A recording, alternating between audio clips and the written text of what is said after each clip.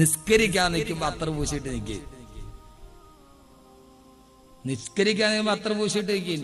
എന്റെ പ്രിയപ്പെട്ട സഹോദരങ്ങളെ, അതുകൊണ്ട് ഖുർആൻ റസൂലുള്ള പറഞ്ഞു, നിന്റെ വസ്ത്രധാരണത്തിൽ പോലും നീ ശ്രദ്ധ പുലർത്തണം. അങ്ങനെ ഒരു ആഗ്രഹത്തോടെ വസ്ത്രം ധരിച്ചാലുള്ള വിചാരത്തിന്റെ കുറ്റമാണ്. മൂന്നാമത്തേതാ? അല്ലാഹുവിന്റെ ഖുർആൻ പറയുന്നു, വലാ തബറജ്ന തബറുജൽ ജാഹിലിയ്യത്തിൽ ഉലാ. ജാഹിലിയ്യ കാലഘട്ടത്തിലെ പെണ്ണുങ്ങൾ അടിഞ്ഞാടി നടന്നതുപോലെ പെണ്ണെ നീ സൗന്ദര്യ പ്രദർശനം നടത്താൻ പാടുള്ളതല്ല. ജാഹിലിയ്യ കാലഘട്ടത്തിലെ അല്ലാഹുവിന്റെ റസൂല് കടന്നു വരുമ്പോ കാലഘട്ടത്തിലെ പെൺകുട്ടികൾ എങ്ങനെയാണോ നടന്നത്, അതേപോലെ പെണ്ണെ നീ അടിഞ്ഞാടി നടക്കാൻ പാടുള്ളതല്ല. അതുകൊണ്ട് എന്റെ സഹോദരങ്ങളോട് ഞാൻ ഓർമ്മിപ്പിക്കുകയാണ്, അല്ലാഹുവിന്റെ ഖുർആൻ പറയുന്നു, നിങ്ങൾ അങ്ങനെ ചെയ്തു പോകരുത്. അജ്ഞാന കാലഘട്ടത്തിലെ പെണ്ണുങ്ങൾ പോലെ എന്ന് പറഞ്ഞാൽ അജ്ഞാന കാലഘട്ടത്തിലെ പെണ്ണുങ്ങളുടെ അവസ്ഥ എന്താ നമ്മൾ കേട്ടിട്ടില്ലേ?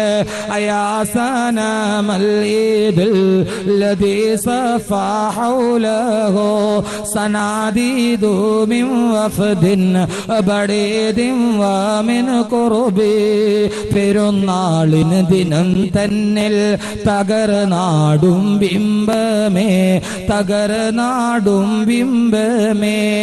പെരുന്നാൾ ദിവസമായി കഴിഞ്ഞാൽ വിഗ്രഹങ്ങളുടെ ചുറ്റും വന്നിട്ട് ഉടുതുണി വലിച്ചെറിയുന്ന അവസ്ഥയാണ് അജ്ഞാന കാലഘട്ടത്തിൽ ഉണ്ടായിരുന്നെങ്കിൽ അല്ലാഹുവിന്റെ ഖുർആൻ പറയുന്നു, നിന്റെ വസ്ത്രവിധാരണത്തെ ശ്രദ്ധിക്കണേ.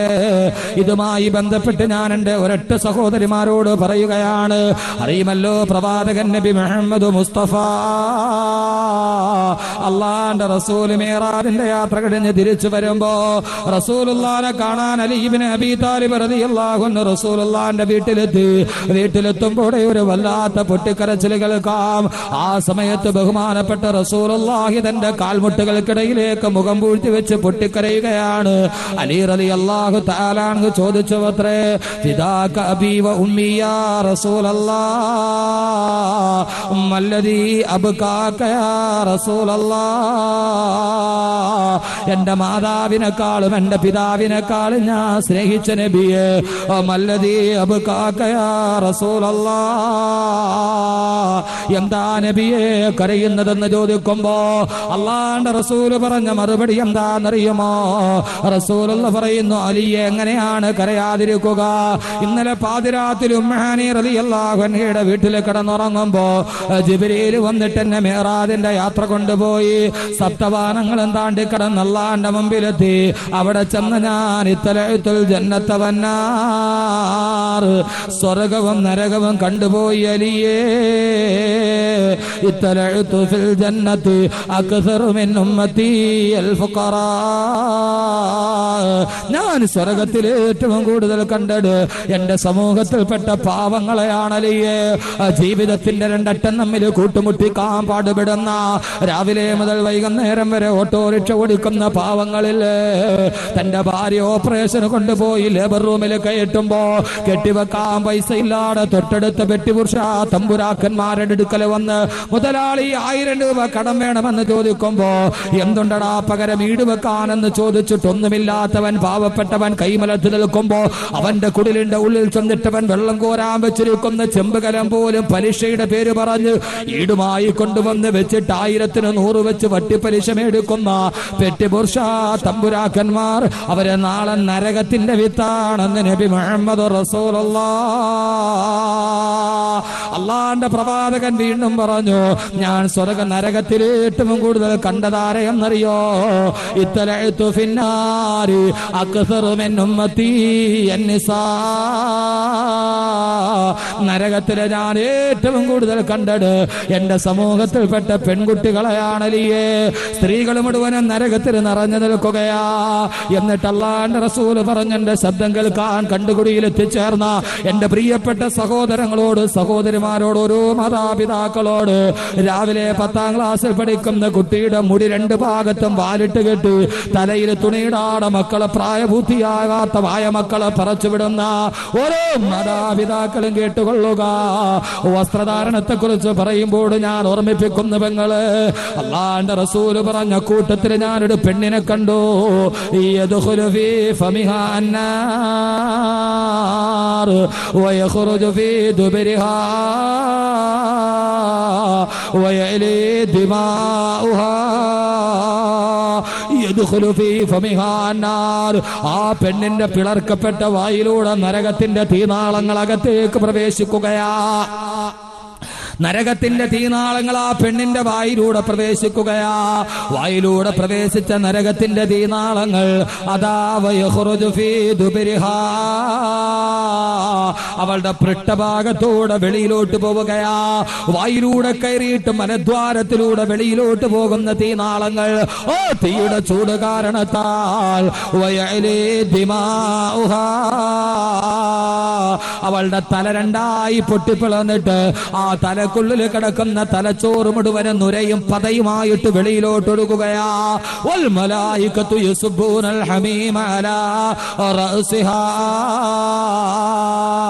മലക്കുകൾ തിളച്ചു മറിയുന്ന ചീഞ്ചലം അവളുടെ മുഖത്തോട്ട് കോരിയൊടുക്കുമ്പോ അവളുടെ മുഖത്തെ മാംസം മുഴുവനും ഉരുകി ഉരുകി താഴോട്ട് വീണിട്ട് എല്ലുകൾ മാത്രം പ്രത്യക്ഷപ്പെടുകയാ.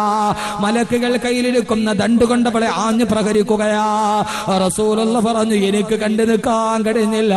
വായിലൂടെ കയറിയ തീനാളങ്ങൾ പൃഷ്ഠഭാഗത്തൂടെ വെളിയിലോട്ട് പോകുമ്പോ റസൂലുള്ള ചോദിച്ചു, ജിബ്രീല് എന്ത് തെറ്റ് ചെയ്തിട്ടാ ഈ പെണ്ണിനെ ഇത്രയേറെ ശിക്ഷിക്കുന്നതെന്ന് ചോദിക്കുമ്പോ സ്ത്രീയുടെ ആദ്യ ഭാഗം മാത്രം ഞാൻ പറയുമ്പോൾ ഓർത്തുകൊണ്ടിന്ന് തിരിച്ചു പോകണേ.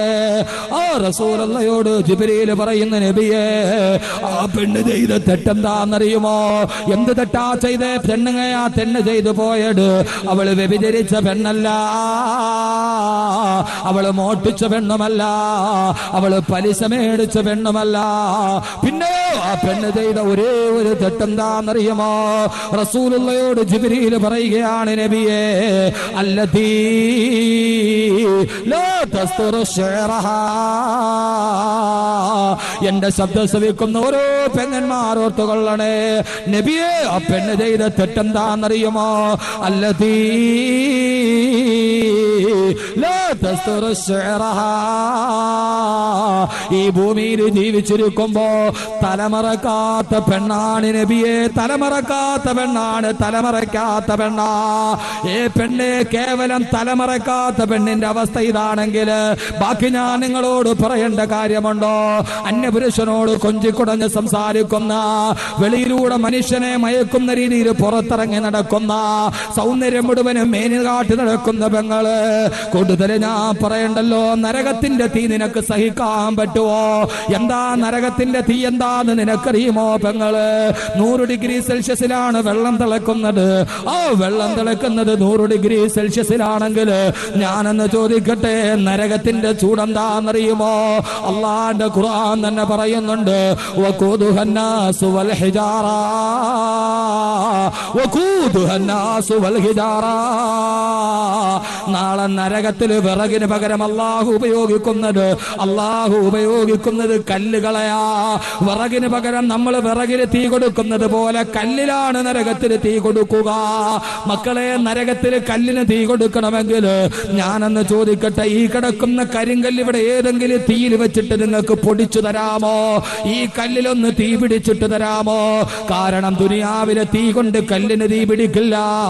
കല്ലിന് തീ പിടിക്കണമെങ്കിൽ, പ്ലാറ്റിനത്തിന് തീ പിടിക്കണമെങ്കിൽ 900 ഡിഗ്രി സെൽഷ്യസ് വേണം. സ്വർണത്തിന് തീ പിടിക്കണമെങ്കിൽ 800 ഡിഗ്രി സെൽഷ്യസ് വേണം. പക്ഷേ കല്ലിന് തീ പിടിക്കണമെങ്കിൽ 1.5 ലക്ഷം കോടി സെൽഷ്യസിലെ കല്ലിന് തീ പിടിക്കൂ. ഇല്ല, 1.5 ലക്ഷം ഡിഗ്രി സെൽഷ്യസിലെ കല്ലിന് തീ പിടിക്കൂ എങ്കിൽ ആ കല്ലാണ് നരകത്തിലെ വിറക് കൊള്ളിയെങ്കിൽ എന്റെ പെങ്ങളെ സഹിക്കാൻ കഴിയോ? 100 ഡിഗ്രി സെൽഷ്യസിലെ പറയുന്ന ഒരു വെള്ളം നീ ഒന്ന് തൊടാൻ പറ്റാറ്, ആ വെള്ളം തിളയ്ക്കുന്ന പാത്രത്തിന്റെ വക്കിലൊന്ന് പിടിക്കാ, ഒരു തുണിയെടുത്തിട്ട് 8ആയിട്ട് മടക്കിയിട്ട് സൂക്ഷ്മതയോടെ പിടിക്കുന്ന പെങ്ങളെ, ഏറ്റവും കൂടുതൽ തീ കൈകാര്യം ചെയ്യുന്നവളല്ലേ? നരകത്തിലെ തീ എന്ന് പറഞ്ഞാൽ റസൂലുള്ള പറഞ്ഞു, ഈ ദുനിയാവിലെ തീയുടെ 70 ഇരട്ടി കാഠിന്യമാണ് നരകത്തിലെ തീക്ക്. വല്ലാതെ കാഠിന്യമുള്ള ഇരുമ്പ് പോലും ഭസ്മമാക്കി താഴേക്ക് വീടുന്ന തീയാ നമ്മുടെ തീയെങ്കിൽ അതിനേക്കാൾ 70 ഇരട്ടി വലിപ്പമുള്ള ശക്തിയുള്ള തീയിലേക്ക് നിന്റെ ശരീരം അങ്ങ് വെച്ചു കൊടുക്കുമ്പോ, നിന്റെ ശരീരം അങ്ങ് വെച്ചു കൊടുക്കുമ്പോ തലമറക്കാത്ത പെണ്ണിന് നാളെ സ്വർഗ നരകത്തിൽ ഏറ്റവും കൂടുതൽ പെണ്ണുങ്ങളാണെന്ന് ആദരവായ പ്രവാചകൻ നബി മുഹമ്മദ് റസൂലുള്ളാഹ്